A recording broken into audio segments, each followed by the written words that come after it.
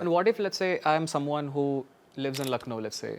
I don't have money to buy anything that is beyond 15,000. The tracking is pretty bad, which is the devices which are not pretty costly. We know that there is an error percentage. What are the things that we should be doing? I think, if you're a young cricketer in... What if I'm not a cricketer? I'm just a normal guy working somewhere. Depends what you're trying to do. So if you're looking at a strength and conditioning program or a fitness program and you have some goals around running a certain time or lifting certain weights, etc., you could do something as simple as, look at ratio perceived exertion, RPEs, and look at that as a measure of how hard you have worked, along with the time you have worked. You can calculate total load from that.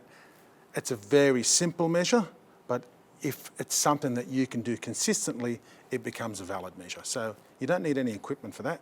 It's something quite simple.